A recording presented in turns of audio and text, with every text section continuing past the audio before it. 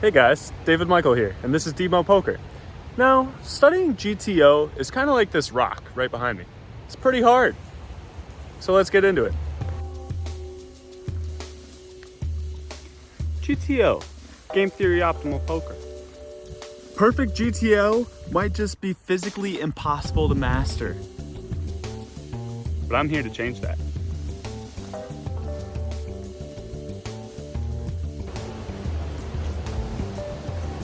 Game Theory Optimal Poker is less of a rigid formula and more like a river. With every rock in its path, the flow has to change. With every new player at the table, new tendencies emerge, new exploits are to be found. But without Game Theory Optimal foundation, you will never know where to adjust to or adjust from in order to maximally exploit your opponents. GTO this, GTO that is probably the biggest buzzword you've heard people who don't actually understand it talk about the most at the poker table. Now, I'm gonna be on a mission here to become the best poker player I can with a limited amount of time. I'm a recent college graduate from Michigan State University, and I'm about to start my master's in quantum technology here at the University of Oregon, but I still love poker. I'm still gonna wanna grow in the game of poker that I've grown up playing and have had great success in. I've been able to earn a third of my college tuition from Michigan State through the local 1-2 cash games and the $50 tournaments there. And this summer I was able to get free rolled into the main event by Stephen Jones. And this is some momentum that I don't want to let just roll off the side of the cliff. I want to keep this going. It's a passion of mine, and I think that me documenting my learning experience is something to offer to you guys as well, to join along with. So come along for the ride.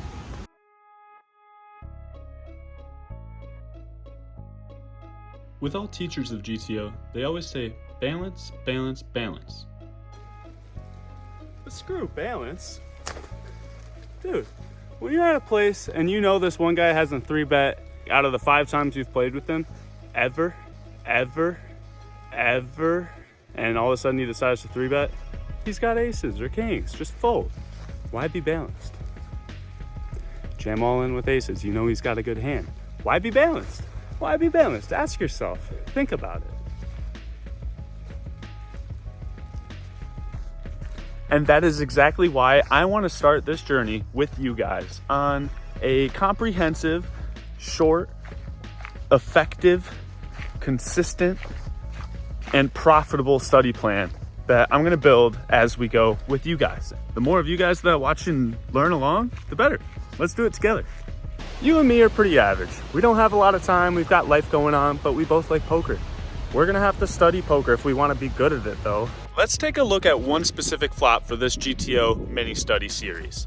Let's start off for this episode, Ace 8-3 Rainbow. Button versus cutoff 3-bet pot.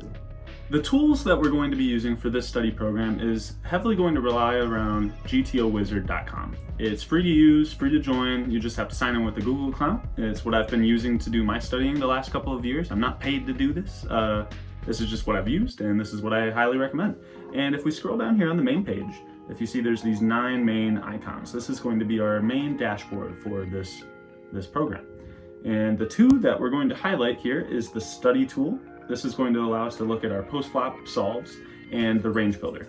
If you notice, we're able to click up here on the top left and change anything about the situation. We can make it a tournament situation, we can make it a cash game situation, we can change the effective stack size, we can change if it's heads up, ICM, number of players. Now, if some of these are paywalled, I don't have any subscriptions, so I'm gonna stick to what's free and what we can use. And so I'm gonna stick to just tournament solutions with chip EV calculation for an 8-ring table. And we're gonna start with 100 big blinds. And so for this situation, I would like to look for the button versus cutoff ranges in a 3-bet pot. Starting off with today, I think it'll be best if we start and take a little peek at what the cutoff range should be so we know what to base it off of. I don't mind this. I don't think it's cheating in any way since we're really going to test ourselves on the button's response to a cutoff raise. But it's nice to remind ourselves of the bearings of where we may start with a cutoff opening range. As we can see on the right-hand side here, this is what the cutoff should be opening in a tournament with a big blind ante, 100 big blinds effective. They should be raising any suited queen or better practically, any offsuit ace-7 or better, and most offsuit 9s and all suited 6s with a smattering of some connectors there. Any pair is being opened here. Now that we remember what the cutoff is opening, let's test ourselves on what the button's response should be. Let's take a quick thought experiment. Should ace-10 suited be raised or called? Take 5 seconds to think. Leave your answer in the comments. As we can see here on our right-hand side, we have the option to toggle the frequencies of what we want to use for our paintbrush. For example, if we want this specific amount of frequencies for King 8 suited, we can do so. But for this situation, I think it's easiest if we just go straight to the 100% raises, the hands that we're going to be 3-betting 100% of the time. So let's get painting. I'll give a little bit of commentary on my initial thoughts. These are not going to be the perfect answers. This is just my initial reaction to this study. Let's do it. So sitting in the button, 100 blinds effective, we're always going to want to be 3-betting aces, kings, queens. So I'm going to make a 75% raise, 25% calls for jacks and 10s, and then I'm going to split it perfectly 50-50 for most of the other pairs down to 6s, and then I'll just do a small, let's make it 15% raises for 5s on down. And so we have our pairs done. Now let's work across our suited aces. I believe this is going to be somewhat of a polarized range of all, I guess. We're gonna raise ace king off, ace queen off, so the top hand side of it. I believe king queen suited is probably gonna be in there as well. But this is where it starts to become a little bit more polarized. I think we're going to be calling the predominant amount of time, if not all of the time, with hands like ace jack, ace 10, but then it's gonna jump back up a little bit with ace 9, I expect, and ace 6, and then we can go back and mainly calling with here. These are slight nuances. I'm just trying to go based on my past memory of studying, seeing what I can do, but ace 5 should be 3-bet. Cool. Now that we have that out of the way, let's work on our suited kings. I would like to be 3-betting pretty aggressively, but I think these hands are going to function best as a call and just see a flop. And since this is going to be more of a polarized 3-betting strategy, we're going to be 3-betting heavier on the lower end of our range and the top end of our range, and calling more in the middle. And so I'm going to do my best to paint that. Let's speed this up.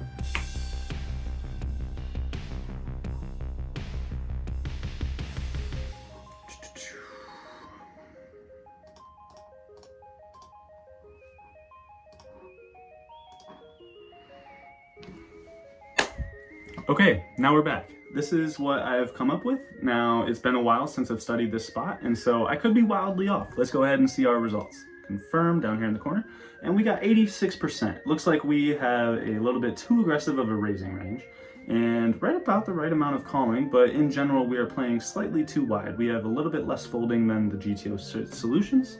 Now, when looking at the overall range morphology, we're not too far off. 86% is still pretty good. Now, the way to use this tool really effectively is to scroll down here in the middle and look at this spot right here, mistakes. Clicking on this allows us to highlight the regions where we were just way off, and that's the quickest way to refine our overall knowledge of the range without bogging down and being like, okay, is King 6 of hearts going to be a raise 56% of the time? No, none of that, none of that. Let's just get right to the basics. Nobody has time for that. So let's look at where we're way off and focus on that. So, it looks like the suited 5s are all folds practically. Looking back, I think that's pretty much the exact amount that we're under folding. Most of the other range seems to be pretty reasonable for the overall shape of what we've originally decided. So I'd say not too bad. And it looks like in the GTO solutions over here, it's less of a very polarized 3-betting range and more of just kind of like a smattering of 3-bets across the board. But if you notice in the specifically ace 10, ace jack region, there is still some hints of the polarized nature where you're going to be pure calling just ace 10 suited, but you're going to be raising a lot of these wheel aces and weaker hands like queen 6 suited. So, not too bad for a first round. And let's get to our post-flop solve. How about it?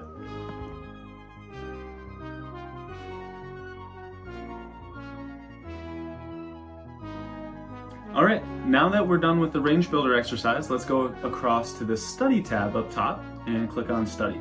Now we're going to import one specific flop with the same pre-flop configuration and delve a little bit into the post-flop nature of how these ranges should interact.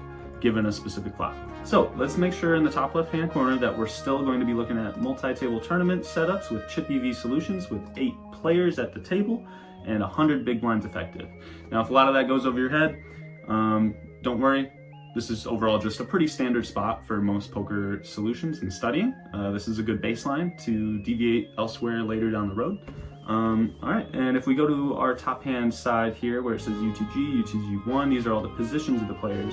We're gonna have these players fold, fold, fold, and go over to the cutoff, have them raise, and a button 3-bet with, remember the range that we just 3-bet, aces, kings, ace king suited, ace king off in full, along with a smattering of like half 3-bet, half calls with most of our continuing range.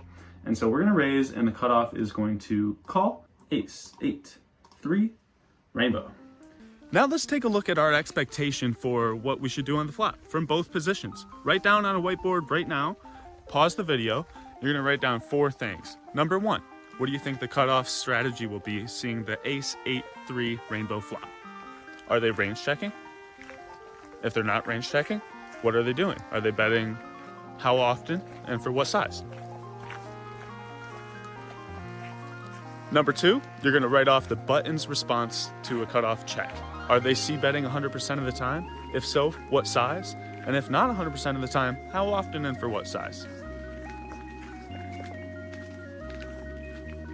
Number 3, what do you expect the cutoff to do with the majority of their hands? Just a brief description of their overall range to a button c-bet. And number 4, you're gonna write down what you think the button has to defend with facing a cutoff check raise. Okay, so this is my expectation that I just wrote down, just 2 minutes right here. Wrote down on a flop of ace 8 3, my expectations are that the cutoff will be range checking. I don't see a reason why the cutoff would have any type of advantage here, so it just makes sense for them to check and see what happens. And with the button here being the 3-better, in position, I think they probably have a range advantage here, and so I would expect them to be c-betting a very frequent time for a small size. And so what I wrote down was 3rd pot range bet. We'll see if that's true or false.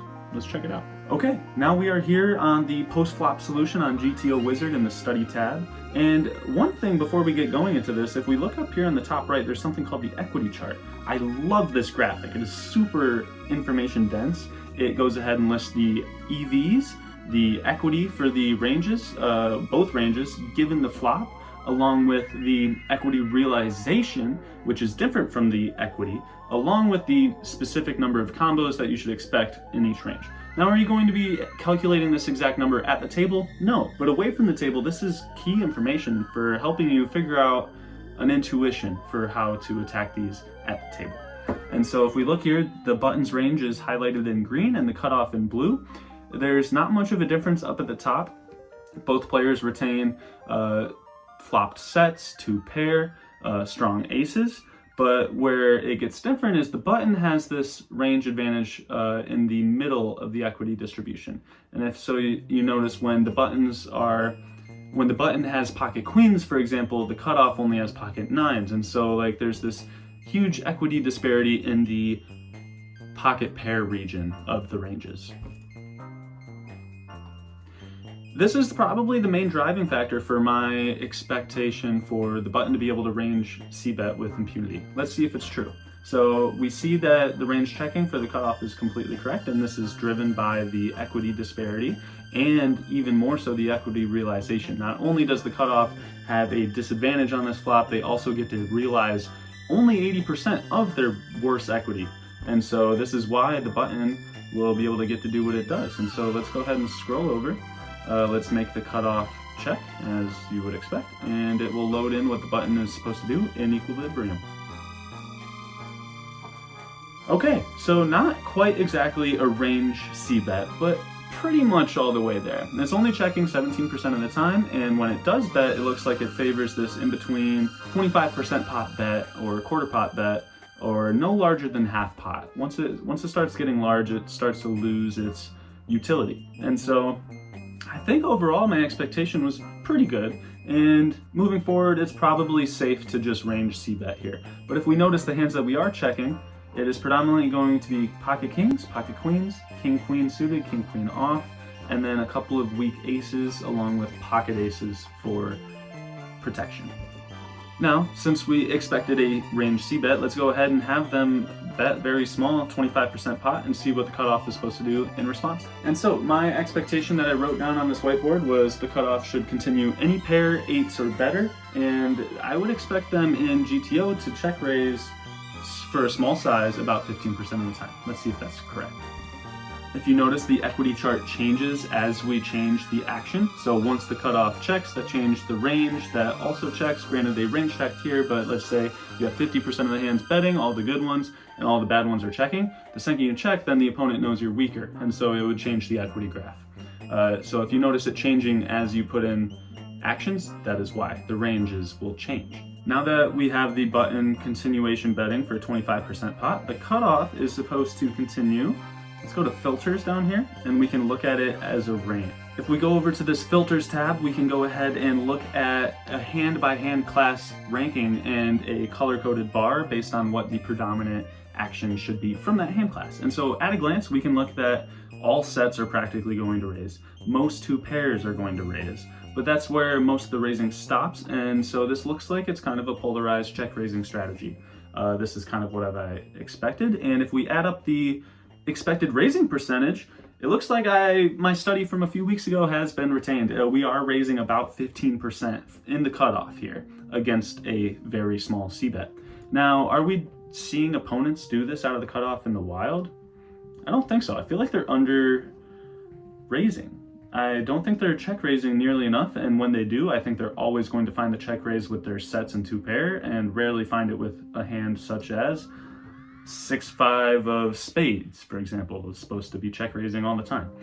I doubt your people that you're going to come across in these low stakes games are going to be finding these check raises. So just take note of that in your brain while we're looking around. Let's unselect no made hand. So in general, this is kind of what I expected. When we look at low pair, I was a little bit off. The cutoff is supposed to continue even pocket deuces here. I said they should be continuing only any pair 8s or better. Now I would be over folding here as the cutoff, and that would lead me to be exploitable. So maybe that's something that I could get a little bit better on. It's expecting to call as low as deuces. Now, if you also notice on this flop of ace 8-3, pocket 4s should be raised half the time as the cutoff. Once again, I don't think that's something that's happening too often.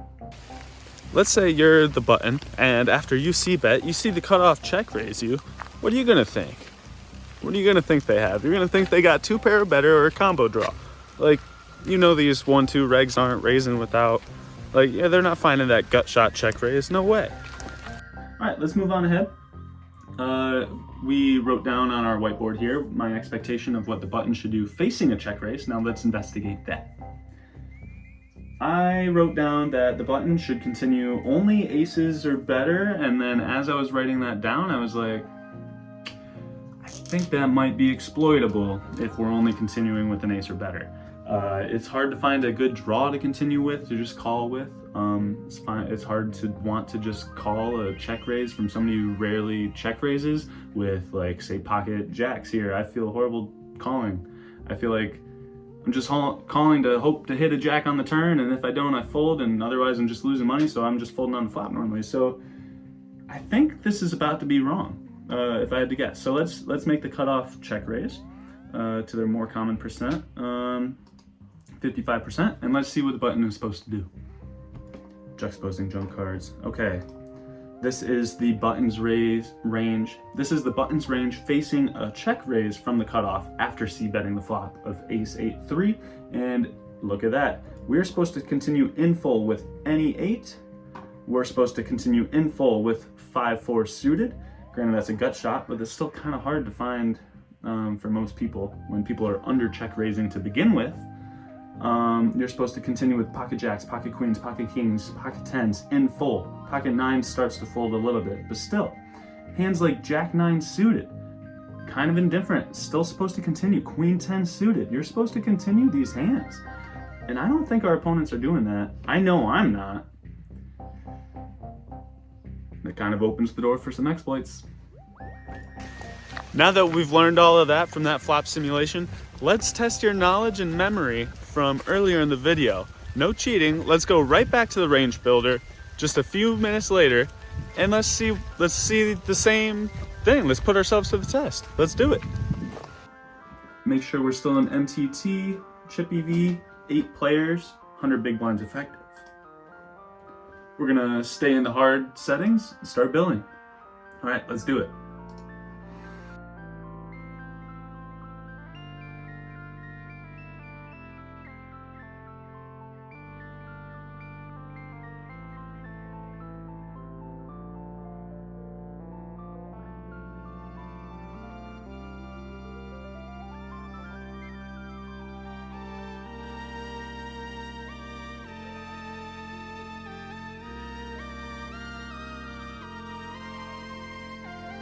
Okay, that was very quick relative to the last time. That took me just over a minute. And let's see the results. Hopefully better. All right, 90%. That is better than 86 now. So obviously we previously put in way too many hands in the 5x suited, and looks like I might have overcorrected. I in turn took out hands like Queen 6 and Queen 5 suited that should be involved at some degree. Now, I did clean up our Ace-X offsuit along with our frequencies just all across the board. It looks like I could still 3-bet more often, though it looks like I started to tone it down in this second time around. And so I like still putting the pedal to the metal. Let's 3-bet most of the time. Well, I guess less than half, but I think in the live realm we should be 3-betting quite a lot here. And overall, it looks like the hands that we are choosing to continue with are practically there, pretty good. And I actually don't mind being slightly tighter than GTO here, just because it can be kind of like pretty thin to just try and get out of line with Queen 6. But then again, we are in position against who we presume to be less studied players than us, and so there's no reason we shouldn't be on the money with this. So overall, I'll take improvement, but there's still more to go. And that's the beauty of this. Every time we come around, we can get better and better. Now, before we go from this, let's once again highlight the mistakes. These are the hand combinations that we entirely messed up. It looks like King 3, Queen 5, Queen 6 suited, 5-3 suited, I left as 100% folds, and they are continuing at some degree, although 5-3 and Queen 5 are indifferent. So it's not the end of the world that we had them as folds. And it looks like Ace-9 offsuit should be in that kind of polarized 3-betting nature, more so 3-betting rather than calling. It makes sense as the cutoff is raising a lot of better aces, and so just calling isn't necessarily the best when we could use our ace blocker and try and 3-bet and just take it down pre. Either way, we got it involved though. And so yeah, overall pretty good. Not bad. Hopefully you got better than you did the first time. Otherwise, maybe you should try it a third time. But overall, I think this should be a nice, even cap to our daily routine for our study plan moving forward. Let's recap the structure. Remember, we started off first with the range builder exercise. And then second, we spent most of our time writing down our expectations, comparing our expectations to the results of GTO Wizard, and having some critical thinking, all within that second part. And then wrapping it right back up at the very end with what we started, the range builder exercise. And I'm going to try and do this challenge and release videos on a weekly basis so you can come along with me, and let's see how we do.